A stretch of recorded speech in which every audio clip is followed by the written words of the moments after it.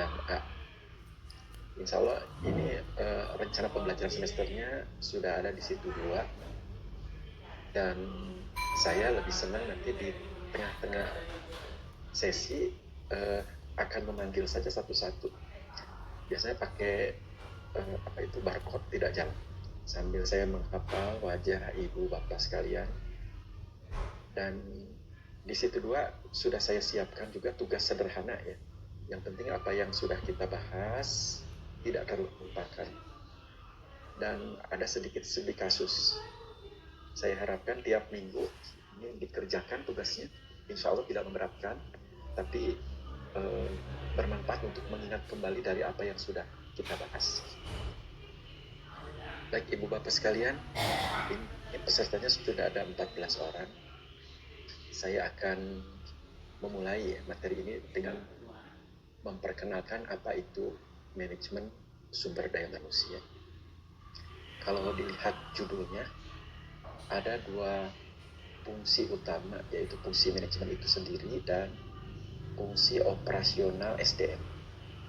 Nanti kita gabungkan, kemudian masing-masing subfungsinya kita bahas secara sekilas. Walaupun bisa jadi keseharian kita sudah bergelut dengan fungsi-fungsi tersebut. Namun demikian kalau dibahas, didiskusikan, ini menjadi sebuah materi yang menarik.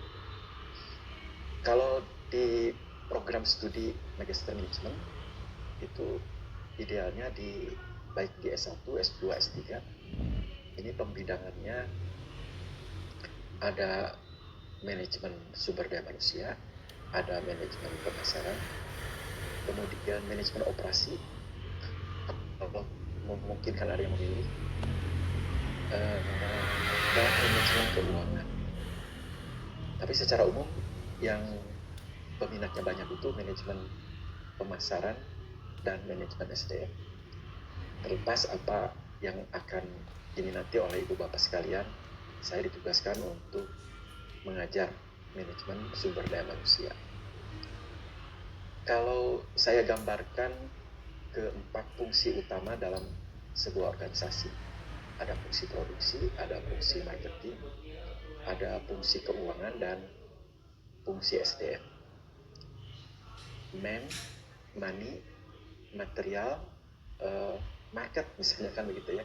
Nah, unsur man ini dibahas tersendiri, yaitu bagaimana mengelola manusia. Mengelola manusia beda dengan mengelola pasar, beda dengan mengelola uang, beda dengan mengelola operasi. Karena manusia pada dasarnya memiliki nyawa ya. Artinya beda dengan pasar, beda dengan uang, beda dengan produksi. Nah, kalau punya nyawa, punya sensitivitas, punya harga diri kan begitu, artinya mengelolanya pun harus berhati-hati. Makanya ada yang mengatakan manajemen itu adalah seni untuk mengurus dalam menjalankan melalui orang untuk memudahkan di dalam mencapai tujuan. Karena manusia tadi punya sensitivitas dan perasaan. Nah, ibu bapak yang memang berminat untuk memperdalam ilmu bagaimana mengelola manusia, saya akan kaitkan dengan Al-Quran dan hadis, karena memang Unpas itu visinya selain namu mulai melestarikan budaya Sunda, nanjirkeun syariat ajaran Islam. Tapi insya Allah walaupun di sini bisa jadi ada yang tidak beragama Islam, tidak akan berbenturan.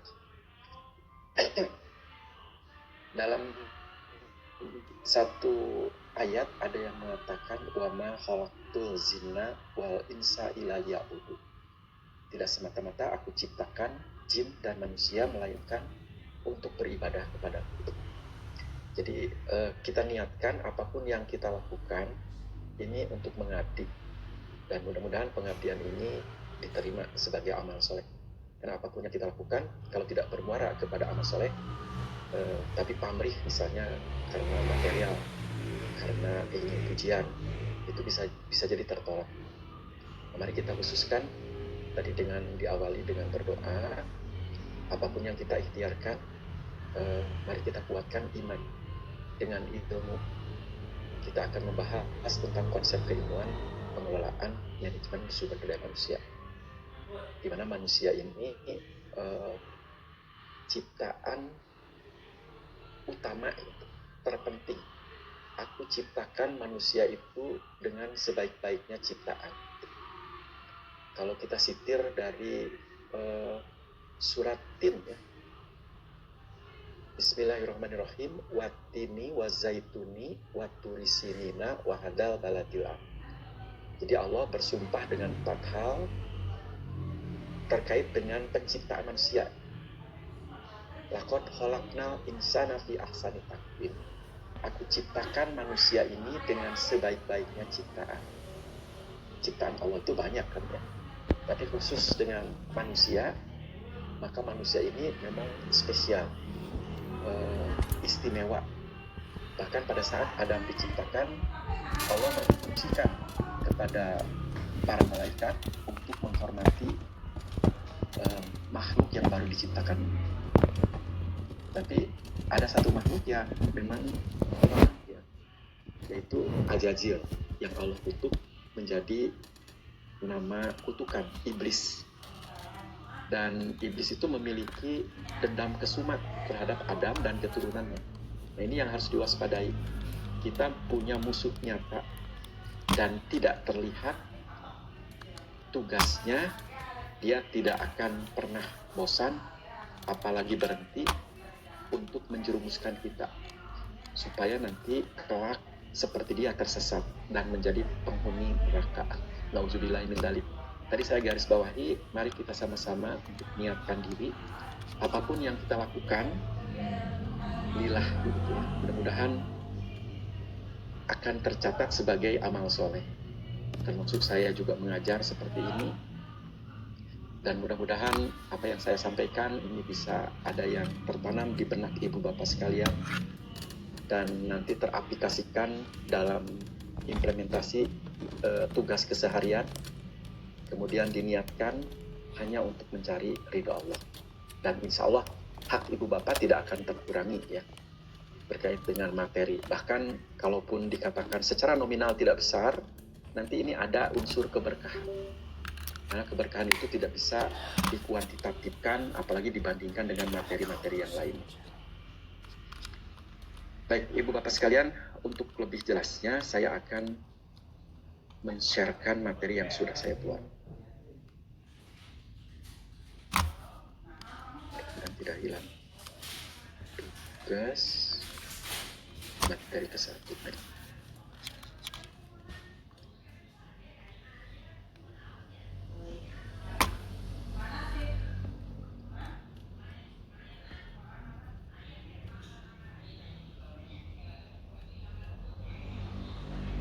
Baik, manajemen sumber daya manusia ya. Jadi bagaimana mengelola manusia dalam sebuah organisasi. Nanti dalam kasusnya ya kita kaitkan aja dengan organisasi yang bergerak di bidang pelayanan kesehatan kan gitu. Disesuaikan dengan magister rumah sakit ya. Baik, ini bahasannya untuk materi awal kita akan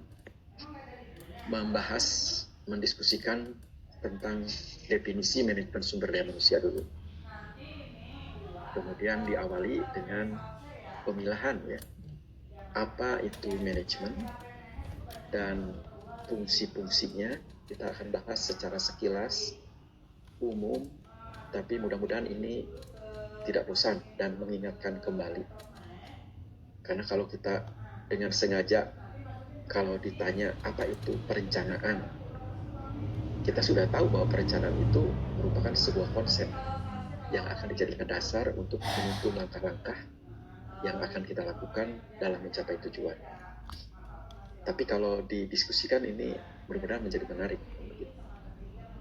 Kemudian fungsi operasional SDM dan berbagai subfungsi yang meliputi dari mulai pengadaan, kemudian pengembangan, kompensasi, maintenance sampai kepada pemutusan hubungan kerja. Diakhiri dengan kesimpulan ya. Dan nanti latihan soalnya Ibu Bapak dibuat aja. Tapi saya ingin ditulis tangan. Kalau diketik, ini mah tinggal copy paste. Sekarang ilmu itu tidak aneh begitu. Tapi kalau datang dari logika kita sendiri dan pemahaman itu betul-betul kita tidak dianggap ini mah sepele, gampang, tidak begitu.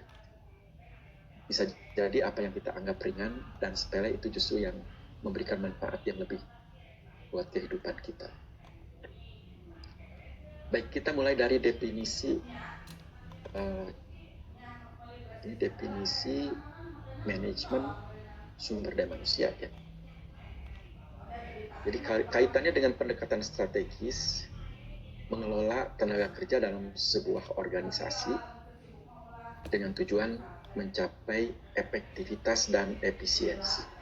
Efektivitas ini kaitannya dengan tepat ukuran dan efisiensi tidak ada indikasi mengarah kepada hal-hal yang menunjukkan pemborosan ya. Karena dua asas inilah yang harus dilakukan oleh pengelola, oleh manajer, oleh pimpinan organisasi yang bergerak di bidang bisnis ya. Jadi kalau tidak efisien dan juga tidak efektif, maka kita kemungkinan besar tidak mungkin akan dapat memenangkan persaingan. Berkualitas memang itu perlu kan begitu. Tapi bisa jadi ada orang yang atau lembaga yang memberikan pelayanan yang sama kualitasnya, tapi lebih murah kan begitu. Nah, konsumen kan tadi menginginkan pelayanan yang berkualitas dengan harga yang di bawah itu. Gambarannya kurang lebih seperti itu. Kemudian manajemen sumber daya manusia kan. Berarti ada dua fungsi utama, fungsi manajerial dan fungsi operasional. Kemudian kita lihat fungsi manajerial itu dari mulai perencanaan, organisasian, pengarahan, dan pengendalian. Tadi yang kedua sesudah Ibu meng-on-kan video, yang masuk adalah Dr. Randy Nicholas. Sementara fungsi operasional SDM meliputi kegiatan praktis dari mulai Lisiasil, procurement, kemudian development, pengembangan, pemberian balas jasa, penyatuan dua kepentingan yang memungkinkan akan terjadi integrasi yang penyatuan, maintenance, dan berakhir di expiration atau pemutusan hubungan kerja.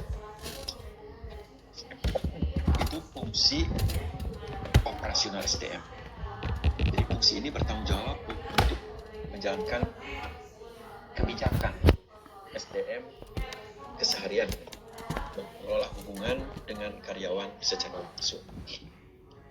Itu dua fungsi utama sudah kita bahas. Fungsi manajerial yaitu POAC ya, planning, organizing, executing, dan controlling, dan fungsi operasional dari mulai procurement, development, compensation, integration, maintenance, dan expiration. Dan nanti kalau ditanya apa itu manajemen sumber daya manusia, tinggal digabungkan aja dua fungsi utama ini. Baik, selanjutnya kita akan bahas per sub fungsi ya. Tadi apa itu manajemen? Ini ada yang mengatakan manajemen itu tidak lain adalah ilmu dan seni untuk mengatur proses pemanfaatan sumber daya, utamanya sumber daya manusia dan didukung sumber daya lainnya secara efektif dan efisien melalui fungsi-fungsi untuk mencapai tujuan. Ini sudah tahu semua ya. Tapi kalau kita bahas secara khusus apa itu ilmu, apa itu seni, dan kenapa proses ini harus dibahas. Karena proses kaitannya dengan urutan kronologis didasarkan pada skala prioritas. Ada yang mengatakan ilmu ini segala sesuatu yang sudah teruji kebenaran. Itu ilmu. Sementara ilmu ini didapatkan dari daya tangkap indera kita. Tapi tidak semua yang kita tangkap melalui indera ini bisa dikatakan sebagai ilmu. Nah, ilmu ini sudah diuji. Contohnya misalnya berdasarkan penglihatan, kalau kita berdiri di jalan kereta api, dari penglihatan kita seolah-olah dua rel itu menyatu di ujung pandangan kita. Nah, artinya tidak semua yang kita tangkap melalui indera kita itu benar. Makanya kalau sudah diuji secara seksama, nah kita akan menemukan kebenarannya. Kalau ditelusuri, ujung pandangan kita ternyata tidak menyatu kan. Demikian juga kalau kita memasukkan sebuah sendok dalam gelas,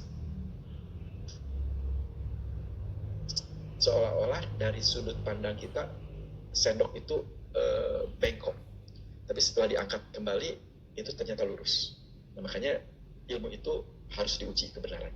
Nah, nanti Bapak Ibu membuat karya ilmiah. Kalau S1 mah skripsi, kalau S2 tesis, dan S3 disertasi. Nah, ini tidak lain untuk riset, mengkaji ulang, untuk mencari pembenaran yang memungkinkan kita akan bisa menambahkan sesuatu hal yang menjadi temuan baru, atau nanti menemukan hal-hal yang baru dari yang sebelumnya tidak diketahui. Makanya perlu riset untuk mengkaji sebuah kebenaran. Sementara seni, ini seni kaitannya dengan unsur keindahan.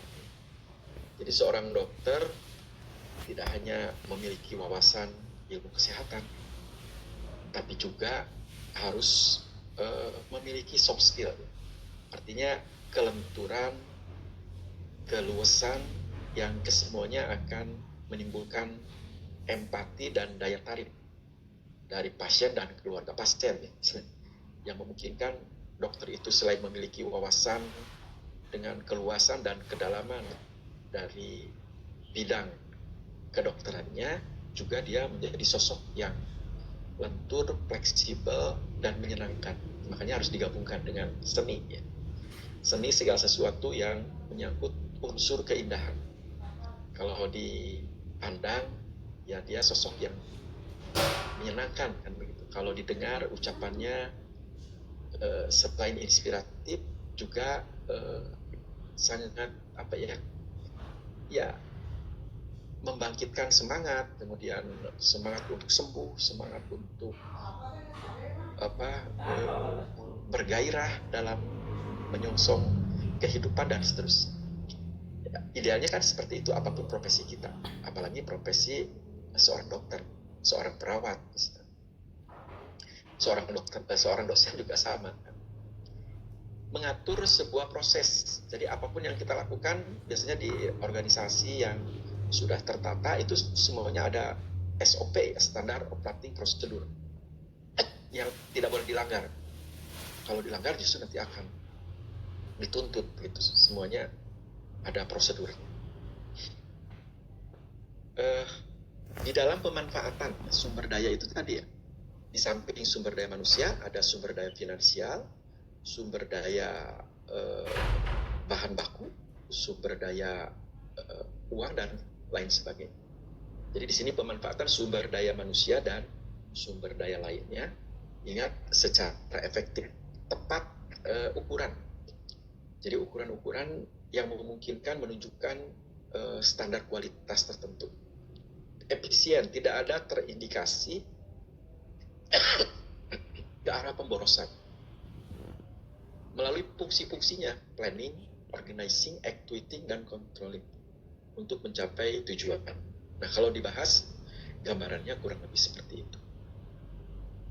Nah, kita tahu bahwa di perusahaan itu fungsinya sekurang-kurangnya ada 4 nih. Man, money, material, marketing kan. Ini unsur utama.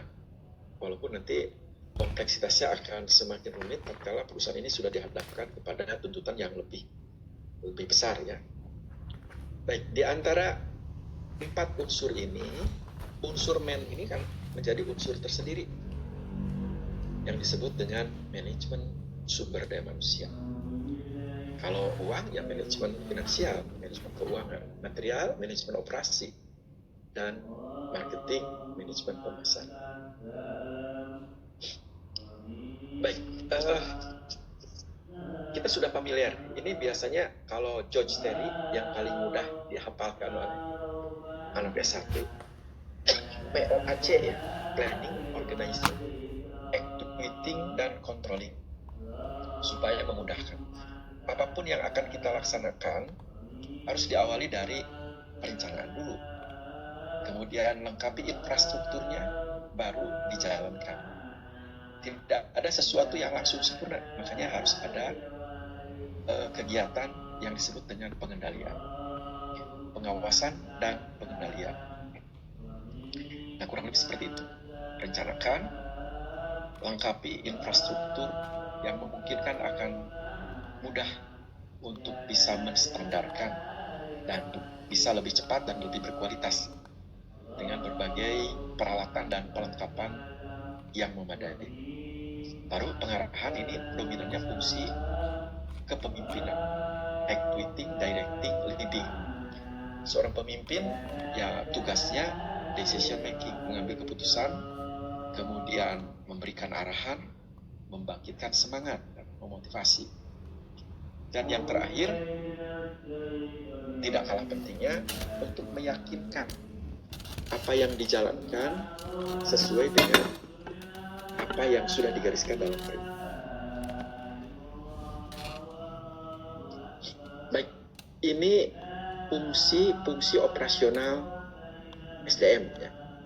Dari mulai procurement tadi atau pengadaan, kalau dikelompokkan ini bisa menjadi 4-5 subfungsi ya. Dari mulai perencanaan SDM, analisis jabatan, rekrutmen dan seleksi, penempatan, pembekalan, dan atau orientasi pekerjaan. Kalau diulas sekilas, ini perencanaan SDM itu tidak lain upaya organisasi untuk menentukan kebutuhan SDM baik secara kuantitas dan secara kualitas. Berapa jumlahnya, seperti apa kualifikasi yang harus mereka miliki, dan bagaimana cara pemenuhannya. Itu perencanaan SDM. Kemudian di dalam membuat dan menentukan sebuah rencana, tentunya harus didukung oleh informasi yang memadai. Sarana untuk bisa mendapatkan, menghimpun sampai tersedia informasi yang memadai untuk membuat rencana yang baik. Rencana yang baik itu rencana yang memiliki tingkat akurasi yang deviasinya tidak terlalu besar. Karena rencana ini identik dengan menentukan apa yang akan kita lakukan di waktu yang akan datang. Kalau kita tidak berhasil mengumpulkan data historis dan data yang ada saat ini, kemungkinan untuk memproyeksikan, memprediksi kondisi-kondisi yang akan terjadi di masa yang akan datang, ini nanti tingkat akurasinya deviasinya akan terlalu besar. Makanya keprofesionalan seorang manajer itu nanti sangat ditentukan oleh kesanggupan di dalam membuat rencana, di mana rencana itu harus memiliki tingkat akurasi yang memadai, sehingga apa yang menjadi konsepnya ini pada saat dijalankan di waktu-waktu yang akan datang, penyimpangannya masih dalam batas toleransi deviasinya. Kurang lebih seperti itu.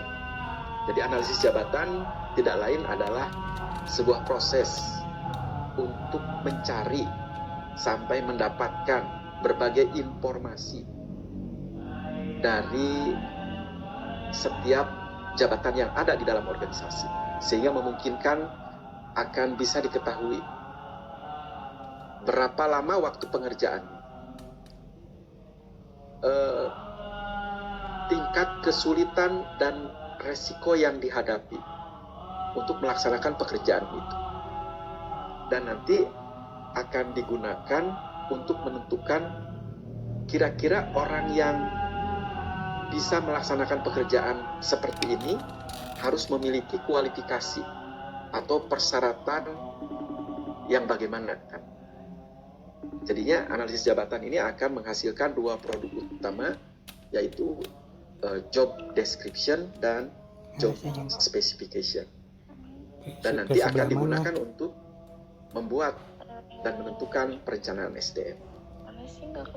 Perencanaan SDM kan tadi nanti dari setiap bagian akan ditentukan ini harus dipegang oleh berapa orang dengan kualifikasi yang seperti apa, sehingga memungkinkan berbagai tugas dan urusan setiap departemen dalam organisasi bisa terselenggarakan dengan baik. Nggak kelihatan, nggak wide. Kemudian rekrutmen, maaf saya lagi pulang tadi kehujanan, mau cari lidah buaya karena mah saya kambuh geria, tapi putar-putar nggak ada.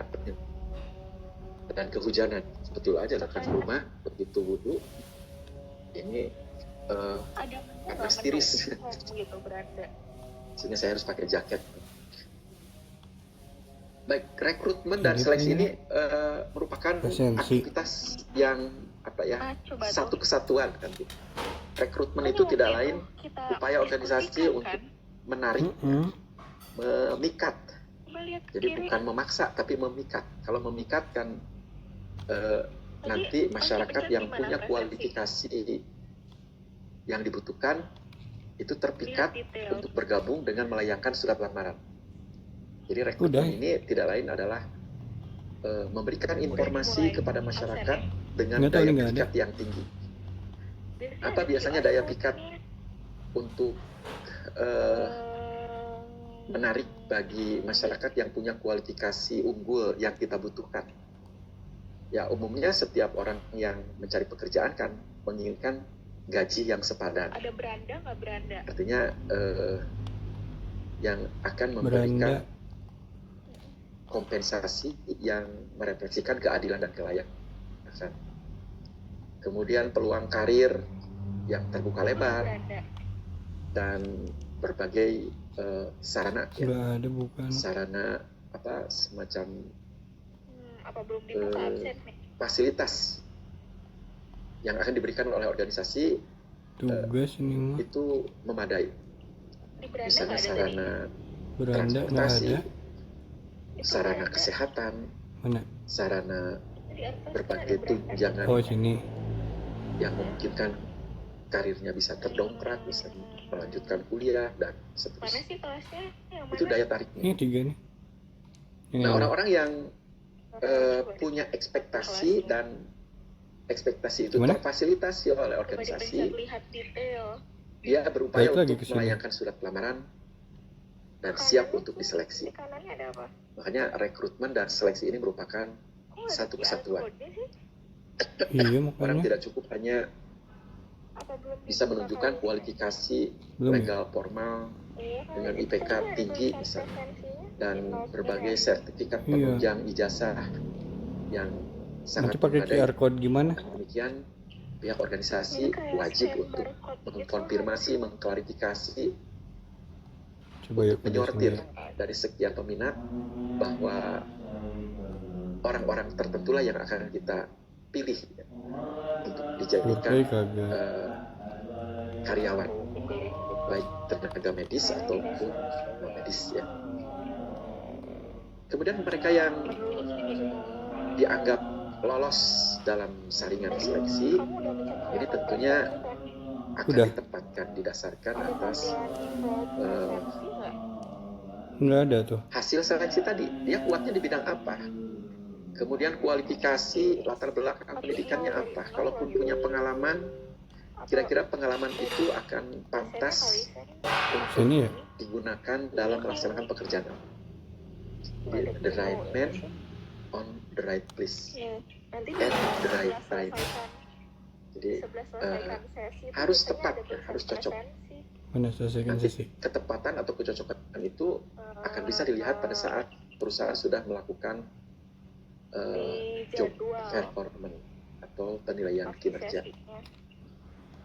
Orang yang sudah Jadwal. ditempatkan tidak serta-merta bisa langsung Ini di sini. kita dapatkan hasilnya dengan baik, melainkan Ya udah deh. mereka harus diberikan Kalau bisa lihat pembekalan terlalu dekat itu. atau disebutnya orientasi pekerjaan, yaitu mengingatkan kembali terhadap materi-materi yang sebetulnya pernah mereka dapatkan di bangku pendidikan Jadwal. formal, atau dengan kata lain pelatihan tahap awal ya. Orientasi itu kalau di kampus kemarin istilahnya PKKMB ya. Perbarui data kehadiran. Apa itu Berasa PKKMB? diperbarui. Pengenalan kehidupan di kampus bagi mahasiswa baru. Saya dari Prodi tentunya akan menginformasi tentang visi misi kurikulum, kemudian Gak ada lah kiat-kiat sumpah. untuk bisa menyelesaikan studi tepat waktu dengan hasil Tulisan sesinya ada IPK nggak yang kayak sesi tinggi keberapa gitu? cocok dengan tuntutan dunia kerja. Sesi Itu keberapa hari ini? PKKMB. Sesi ke-1. Jadwal. Demikian juga karyawan baru yang dinyatakan lolos Ada seleksi, tulisannya nggak sekarang sesi ini keberapa? mereka harus dikenalkan terhadap Ini sesi tugas ke-1 dan nih. tanggung jawab yang nantinya harus Mana mereka tulisannya? kerjakan. Jadi upaya organisasi untuk mengingatkan kembali, Tipe sesi. karena penempatan itu didasarkan atas background latar belakang pendidikan dan pengalamannya. Kalau dia sudah punya Gak ada, pengalaman yang pernah dijalani, Coba aku maka googling. itu kewajiban Ada deh, organisasi gak apa-apa. memperkenalkan Ntar tunggu kembali aja. supaya nanti pada saat dia disodorkan di pekerjaan itu tidak lagi canggung, nervous atau Kirim ke bingung ya. kamu link ininya. Artinya mereka Ya, matiin diharapkan dulu ya. bisa langsung berkontribusi Ya udah. untuk memberikan sumbangsi Kasih siang. prestasinya Aku telepon Akan lagi. Itu link bisa dirasakan Ya apa-apa. oleh departemen di mana dia ditempatkan. Baik, itu kaitannya dengan procurement ya. Ada berapa tadi? 5 atau 6 subfungsi. Perencanaan SDM, analisis jabatan, rekrutmen dan seleksi, penempatan dan pembekalan atau orientasi pekerjaan. Kemudian fungsi operasional kedua ini kaitannya dengan personal development atau pengembangan SDM.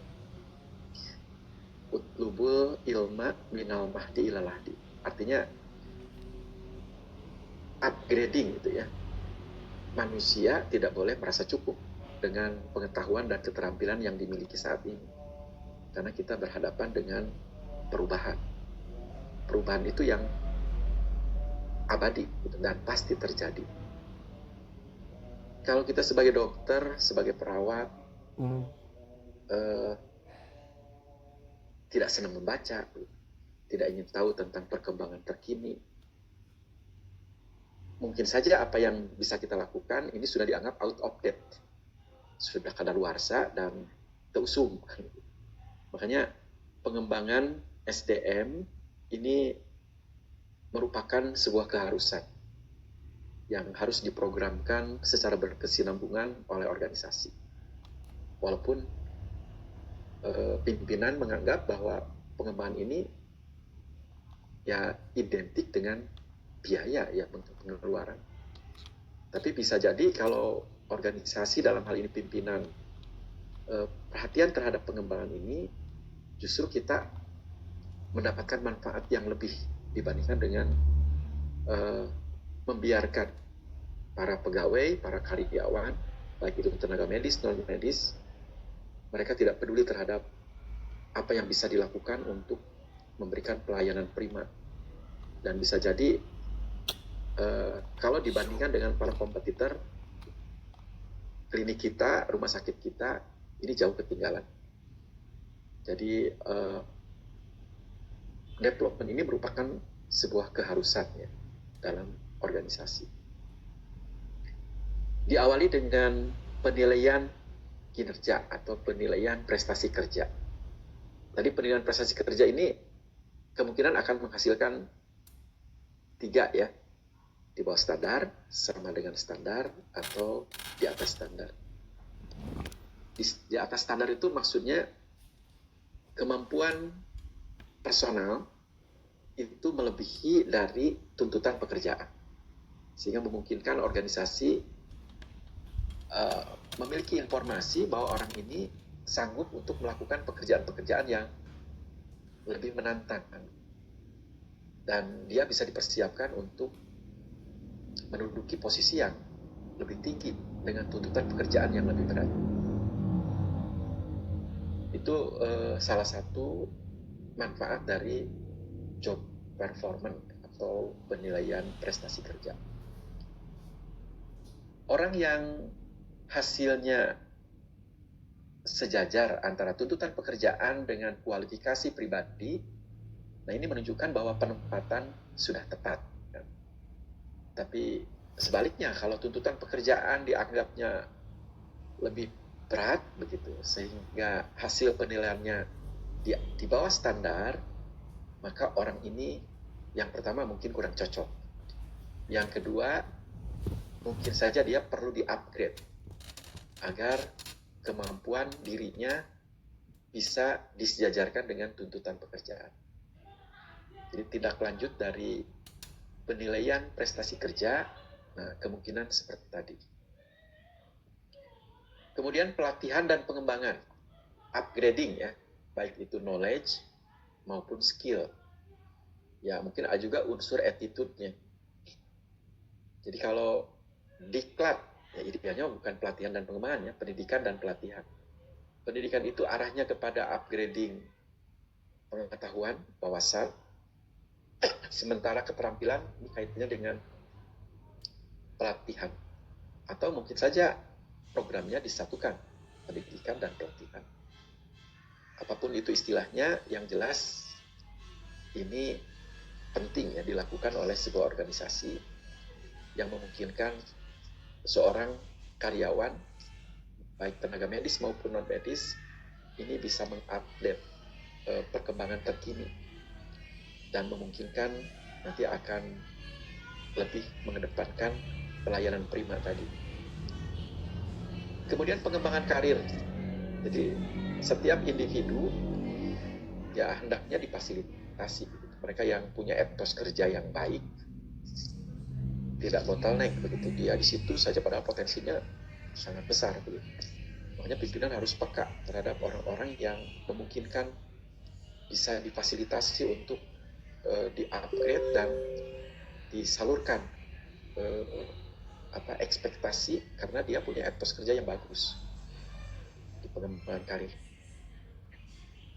Jadi memberikan kesempatan kepada orang-orang yang punya talenta dan punya etos kerja yang tinggi gitu, untuk menduduki posisi-posisi yang lebih menantang.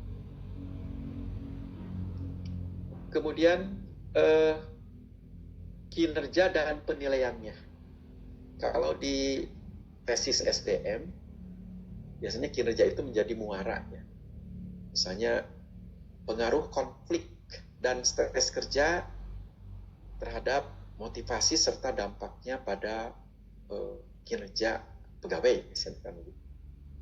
Apa itu kinerja? Di sini disebutkan kinerja dan penilaiannya. Jadi kinerja itu tidak lain hasil yang dapat dicapai seseorang baik secara kuantitas maupun secara kualitas. Yang di dalamnya tentunya tidak hanya menunjukkan kepada hasil saja, tapi proses pun harus terdeteksi ya. Makanya dimensi kinerja itu selain kuantitas kerja, kualitas kerja, ada partisipatif, ada tanggung jawab, ada inisiatif dan kerjasama. Dan itu adanya di proses. Yang kesemuanya nanti akan dijadikan dasar untuk mengukur bagaimana kinerja perawat di RSUD Ciamis misalnya. Bagaimana kinerja klinik Harapan Bunda di Rumah Sakit Bersalin. Kemudian penilaian. Jadi manusia itu tidak bisa abrakadabra simsalabim, ini harus ada prosesnya itu. Melihat orang cekatan belum tentu hasil yang dilakukannya sesuai dengan kualitas yang diharapkan. Ya idealnya mah kita senang melihat orang kerjanya cepat, tapi terkait dengan SOP dan kualitasnya tidak boleh dilanggar. Karena ada aturan-aturan yang harus diperhatikan. Kemudian yang keempat, ini compensation atau balas jasa. Balas jasa itu berbagai hal yang diterima oleh karyawan yang merefleksikan dari apa yang sudah dia kerjakan dan memberikan kontribusi terhadap pencapaian target organisasi. Jadi kompensasi itu bukan hanya gaji, tapi juga berbagai hal tadi. Apa yang diterima oleh karyawan. Dari mulai upah, ini tenaga harian, gaji untuk karyawan tetap, kemudian berbagai tunjangan, dan tambahan program kesejahteraan lain. Itu semuanya dikatakan kompensasi. Kemudian yang kelima, integrasi, proses penyatuan dua keinginan atau kepentingan yang berbeda antara pemberi yang memberi pekerjaan dengan yang diberi pekerjaan kan berbeda kepentingannya. Kalau yang memberi pekerjaan inginnya setiap karyawan atau tenaga kerja memberikan kontribusi tertinggi dengan imbalan ya yang seadanya kan. Tapi sebaliknya kalau yang diberi pekerjaan inginnya pekerjaannya tidak terlalu berat, tapi gajinya ingin gede. Nah itu tidak boleh terjadi itu. Yang paling bagus itu kan win-win solution. Tidak boleh ada yang merasa dari salah satu pihak, baik yang memberi pekerjaan ataupun yang diberi pekerjaan merasa dirugikan. Jadi keseimbangan. Apa alatnya? Yang pertama motivasi, disiplin, partisipasi, kepemimpinan, dan kepuasan. Ini motivasi itu bisa disoroti dari dua hal ya. Yang pertama, motivasi itu memang diharapkan setiap individu memiliki kesadaran untuk bisa melakukan sesuatu yang dapat memberikan kontribusi terbaik gitu ya, terhadap lembaga di mana dia bekerja. Tapi kan orang jarang yang memiliki kesadaran seperti itu. Padahal sebaik-baiknya orang adalah orang yang tadi tidak pamrih ya, tidak hitung-hitungan, dan dia mengoptimalkan ikhtiar dengan daya dan upayanya memberikan sumbangsi terbaik. Dan Allah menjamin tidak ada yang tercecer. Hak yang akan kita terima dari kesungguhan yang sudah kita lakukan. Itu konsep dasarnya. Tapi secara umum manusia makan hitung-hitungan. Saya bisa melakukan, saya bisa mencapai standar terbaik, tapi imbalannya sepadan nggak kan begitu. Jadi alat untuk menyatukan dua kepentingan ini, yang pertama motivasi ya. Yang kedua disiplin, utamanya disiplin terhadap waktu untuk penyelesaian pekerjaan, disiplin untuk menjalankan aturan, baik itu standar operating prosedur maupun berbagai aturan-aturan lain yang sudah ditetapkan oleh organisasi yang akan menjadi budaya positif ya, dan budaya juga ada budaya negatif. Kemudian yakinkan setiap individu itu untuk bisa melibatkan diri dalam berbagai hal, karena manusia itu makhluk sosial. Pekerjaan jarang yang tidak ada kaitannya satu pekerjaan dengan pekerjaan lain. Jadi dalam hal ini partisipasi, kontribusi dari setiap individu harus menunjukkan sumbangsih yang berarti dari setiap tim rangkaian sebuah pekerjaan. Kemudian kepemimpinan, setiap individu juga baik secara pribadi maupun sebagai seorang pemimpin ini harus punya jiwa kepemimpinan. Jadi kepemimpinan ini identik dengan punya inisiatif ya, untuk memutuskan, untuk tadi membangkitkan semangat, untuk menjadi pelopor dalam hal kebaikan, kualitas, dan seterusnya. Kemudian kepuasan. Kepuasan itu apa yang dirasakan oleh seorang individu, utamanya dari apa yang dia dapatkan, lingkungan, penghasilan, rekan kerja, sikap pimpinan. Ini kesemuanya akan bermuara terhadap kepuasan. Biasanya kepuasan itu dikelompokkan ke dalam 5 dimensi. Yang pertama, pekerjaannya itu sendiri. Yang kedua,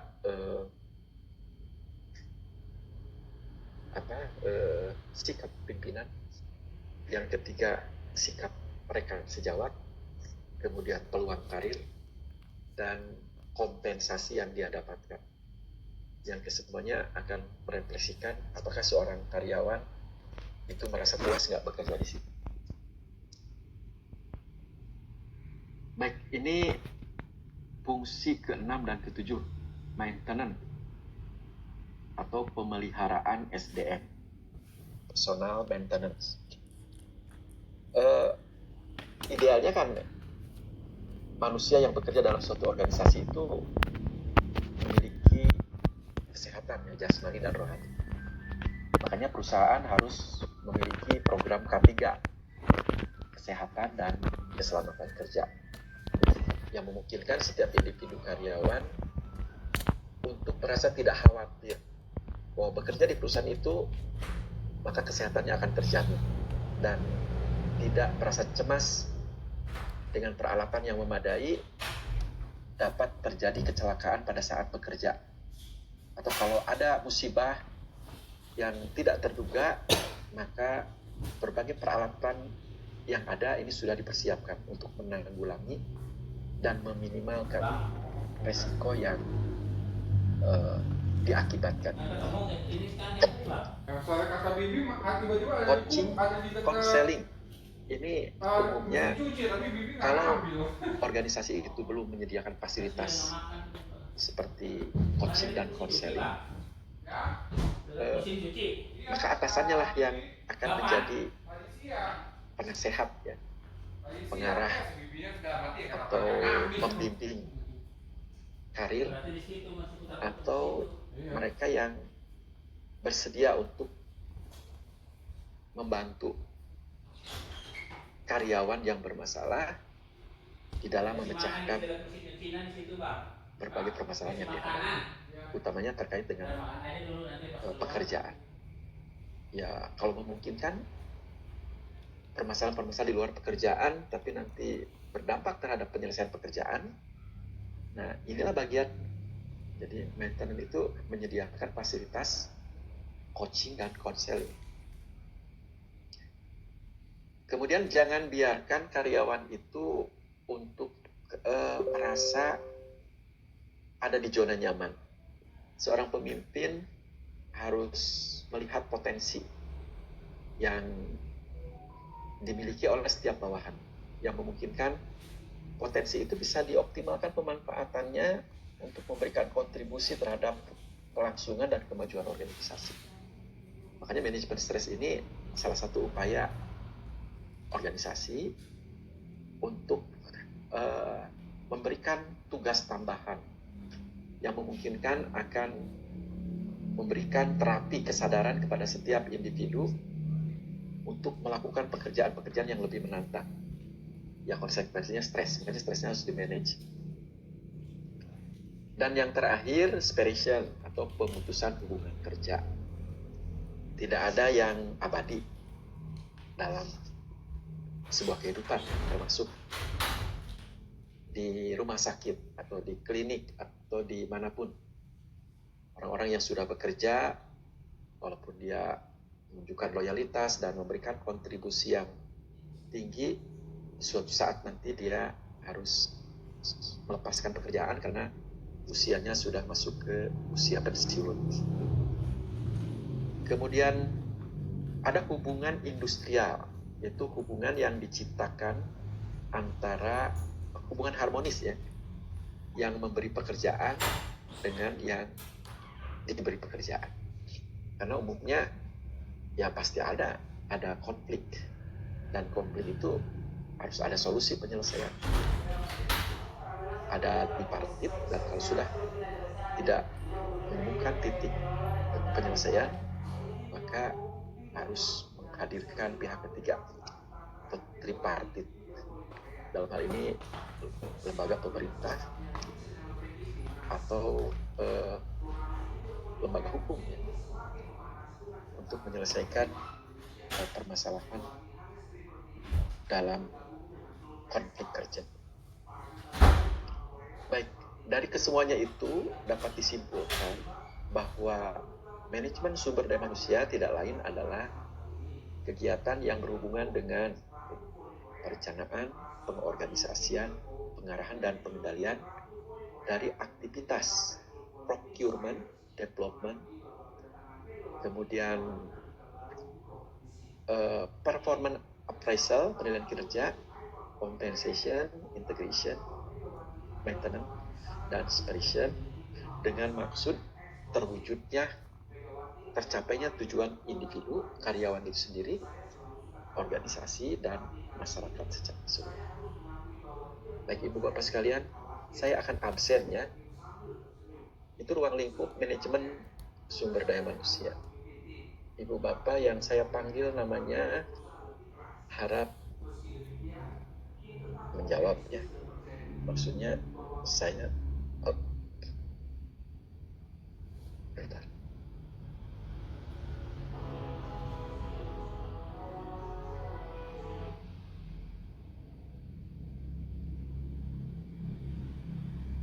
Barusan absen. Add link.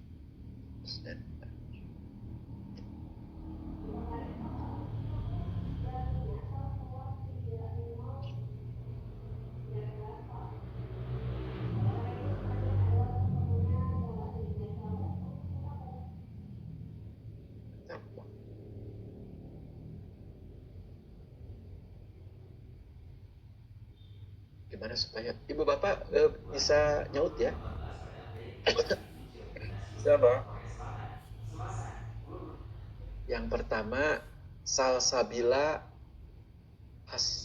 Hasbullah hadir. Kalau tidak hadir, saya kosongkan dulu ya. Yang kedua Azaria Ramadhani. Hadir, Pak. Ya. Bisa bersuara ya, saya nggak melihat zoom-nya. Bisa Ya, hadir, Pak. zoom ya. Azaria Ramadhani. Oh, Ya, udah. Bu Anissa Zahwat. hadir, Pak. Ya. Klavi Hanum, Bapak ya, Ibu. Hadir, Pak. Pak Klavi Hanum belum ada. Bapak Muhammad Goldi Fikri. Maaf Pak, hadir Pak. Yang Bapak Klapi Hanum Pratama hadir. Oh, ada. Ada. Oh ya, ya. Ya, mangga. Terima kasih Pak. Ya, bro. Yang berikutnya nomor 5 ini Muhammad Goldi Fikri, Bapak Muhammad Goldi. Hadir, bro. Ya. Ibu Marcella Jen. Hadir, Prof. Ya. Pak Yudi Permadi. Hadir, Prof. Suparman, ya. Ibu Feti. Hadir, Prof. Siti Fatimah, ya. Pak Andre Octavianus. Hadir, bro. Ya. Mohon maaf lagi di jalan, bro. Iya, nggak apa-apa, Pak. Yang penting. Ibu Gisela Nopalita. Belum ada ya? Belum berjawab. Pak Gilang Muhammad. Hadir, bro. Ya. Pak Ade Ramayadi. Hadir, bro. Pak Roni Pandiaksa. Belum ya? Ibu Ripka Anggraini, amin. Belum ada. Ibu Sevita Selwarzan. Pak Randi Nicholas. Hadir, Prof. Ya, hadir, Prof. Siapa barusan? Pak Randi nih. Pak Randi udah. Yang belum Ibu Sevita tadi. Pak Nadira Putri, Ibu Nadira Putri Jasmine. Izin hadir Pak. Iya. Ibu Silvana. Izin hadir Pak. Ya. Safanisa Alipia. Izin hadir Prof. Ya, mangga. Indah Melisa. Belum. Ibu Siti Nur Khalisa. Ya. Ibu Rani Monika Raza. Belum. Ibu Fitria Puspita Arum. Hadir Prof. Ya. Coba Gisela yang nggak ada tuh ya. Sama Salsabila. Jadi yang hadir 16. Belum ada yang dialfakan. Yang nggak nyaut saya alfakan aja ya. Ibu Gisel. Karena tidak ada keterangan sakit. Kemudian Pak Roni Pandiaksa. Ibu Rifka juga nggak ada. Ibu Sevita juga nggak ada. Kemudian Ibu Indah juga nggak ada. Kemudian Ibu Rani Monika juga nggak ada. Benar ya Prof. Siapa barusan, Bu? Ibu Rani? Bukan Prof, izin Prof. Tadi Oh. saya baru on cam Prof, sedang poli punten Prof. Ya, namanya siapa, Bu? Dengan Rani Prof. Rani Monika. Iya Prof. Oh iya, tuh kan belum keabsen. Baik, ini totalnya tidak hadir 5 orang, yang hadir 17 orang. Bagi ibu yang belum muncul, silahkan muncul. Akan saya save. Yang tidak hadir, Ibu Salsabila, kemudian Ibu Gisela, Pak Roni Adiaksa, Ibu Rifka, dan Ibu Sevita. Indah Mensa terakhir. Baik, saya memberikan tugas sederhana, dan tugas ini akan dijadikan dasar untuk memasukkan komponen tugas yang komposisinya 20%, lumayan tuh. Karena umumnya ujian itu take home ya, bisa lebih dari 24 jam. Jadi keberadaan tugas memungkinkan akan menentukan nilai. Jadi mohon, ini tugas itu batas waktunya 1 minggu. Sebelum kita bertemu minggu depan, diharap tugasnya sudah dikerjakan dan ditulis, di-scan, dimasukkan ke situ 2. Akan mudah merekamnya. Ya, itu pengorbanan. Saya dulu lebih berat dari ini. Tapi insya Allah, apabila sesuatu dianggap sesuatu yang menyenangkan, akan memiliki kontribusi terhadap apa yang sedang kita jalankan. Maka Ibu Bapak, kalau ada yang mau mengkonfirmasi, menanyakan pun boleh, nanti kita diskusikan saja. Kalau saya tidak memuaskan menjawabnya, kita sharing. Silakan dari penggabungan 2 fungsi utama ya, fungsi manajerial dan fungsi operasional SDM.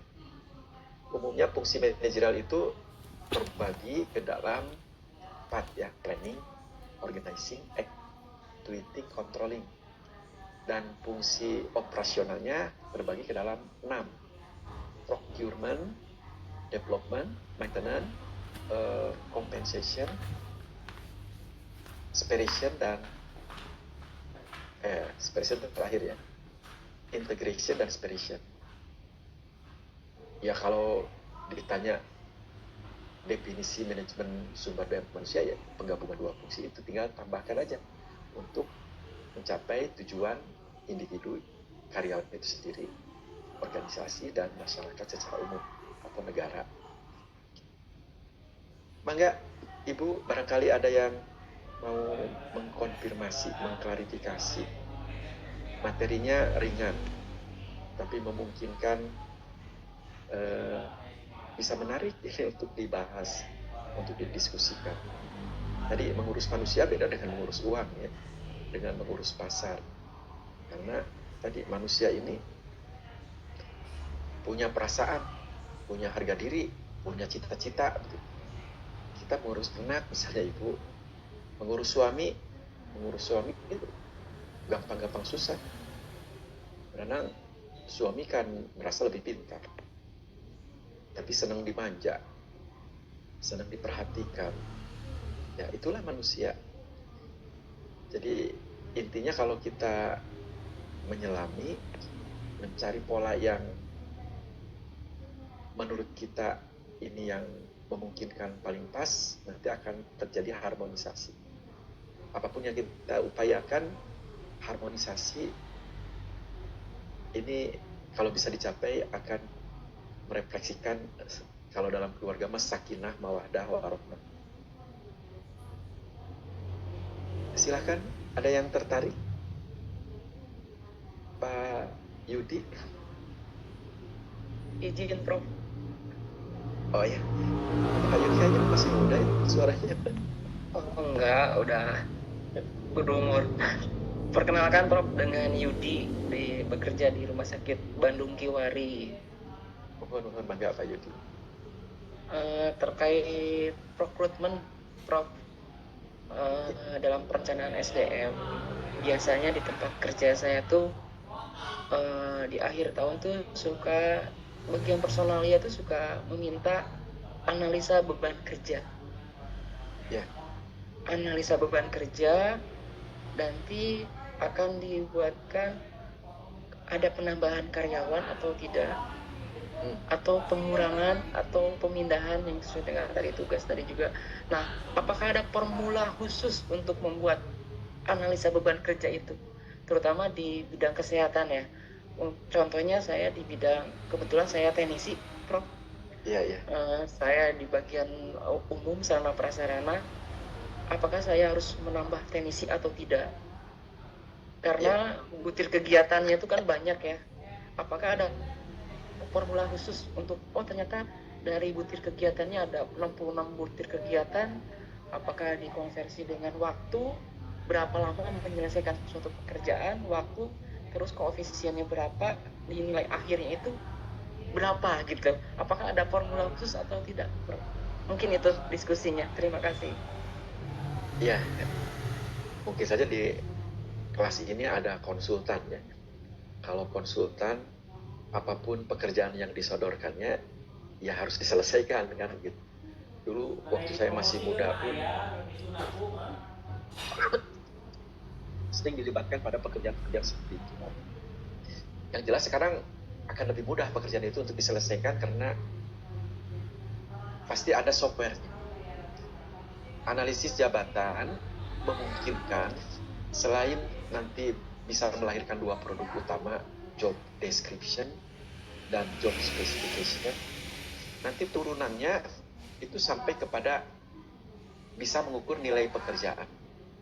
Nah, nilai pekerjaan ini akan terkait dengan beban kerja. Dan beban kerja ini pasti identik dengan tingkat kesulitan, lamanya waktu bekerja, resiko yang dihadapi, itu semuanya harus bisa terukur.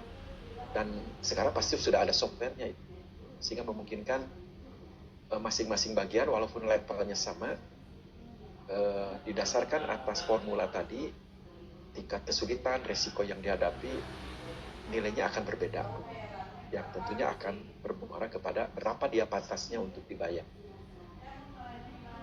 Pak Yudi pasti kalau searching dapat itu, apalagi kalau perusahaan itu berani membayar konsultan. sehingga memungkinkan tadi setiap pekerjaan bisa diukur dasarnya atas beberapa item tadi, item-item yang memungkinkan nanti terrefleksi tadi keadilan dan kelayakan dari masing-masing bagian, berapa dia pantasnya untuk dibayar. Itu Pak Yudi. Insya Allah kami di Pilarian mah ayah kan gitu. Dan bagian personalia jangan hanya itu saja nanti. Ini kalau membuat bobot pekerjaan ya harus dibuat timnya.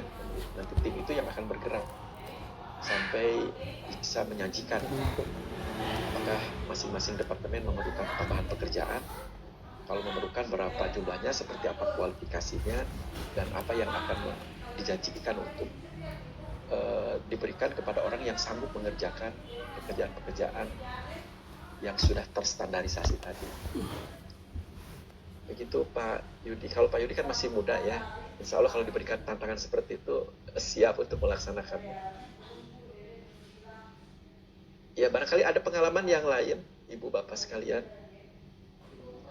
Kalau dilihat dari tenaga kesehatan ya, perawat, ini kan tingkat kesulitan, tingkat kesabaran, ketelatenan, ini kan belum tentu bisa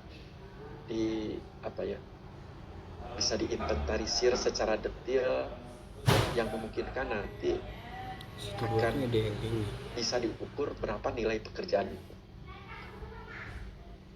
pantasnya untuk dibayar. Misalnya perawat yang ada di bagian ICU atau perawat di bagian penanganan khusus, itu kan bobot pekerjaan, tingkat kesulitan, resiko yang dihadapinya berbeda-beda. Tapi saya yakin organisasi atau rumah sakit yang sudah besar, sudah bonafit, itu dia bisa mengembangkan sampai ke arah sana. Mangga, barangkali ada yang lain yang mau menambahkan. Pak Yudi di bagian apa? Analis Kepala PSRS, Prof. PSRS. Sarana prasarana. Oh, prasarana. Ya. Tapi insya Allah tuh dalam kurun waktu tertentu kalau digeluti, fokus, digali secara mendalam, nanti akan terasa nyaman. Dan kalau diganti sama orang lain belum tentu juga menguasai. Tapi orang yang ikhlas mau mewariskan dari apa yang sudah dia tertibkan. Di sana rotasi cepat nggak? Atau dipertahankan orang yang sudah pintar, nanti sebelum keterampilannya diwariskan kepada generasi berikutnya, dia nggak akan dipromosikan dulu. Itu yang sering jadi polemik. Kita sudah mengajarkan, terus dipindahkan, diajarin lagi, itu kita gontok-gontokan dulu sama personalia. Mungkin itu, Prof. Ya, harus ikhlas, Pak. Jadi amal jariah itu pada saat kita memintarkan orang lain, tapi orangnya tidak berterima kasih, ya nggak apa-apa. Toh pahala yang didapatkan nggak akan tercecer.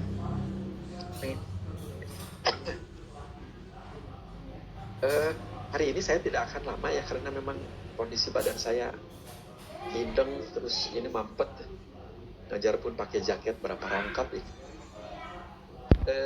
Jangan lupa tadi tugasnya dikerjakan, dan batas penyelesaian tugas itu tugasnya sederhana kok.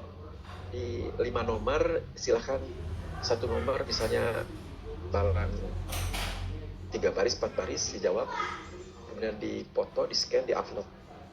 Ada studi kasusnya, kayaknya itu pun tidak terlalu berat ya. Yang penting apa yang kita diskusikan barusan, apa yang saya bahas itu tertanam di benak ibu bapak sekalian. Apalagi ibu bapak nanti mungkin saja akan mendirikan klinik begitu, atau menjadi pimpinan dalam organisasi tempat bekerja saat ini. Kan magister rumah sakit itu untuk membekali supaya nanti pada saat menjadi pimpinan sudah bisa terbayangkan seperti apa tugas yang harus dilakukan. Maka hatur nuhun karena perhatosanana, terutama nu on cam ya, Pak Yudi, Pak Ade, Ibu Rani, Ibu Peti, Pak Gilang, Ibu Silvi, Ibu Fitria. Kalau yang lainnya mungkin tadi pada masih ada.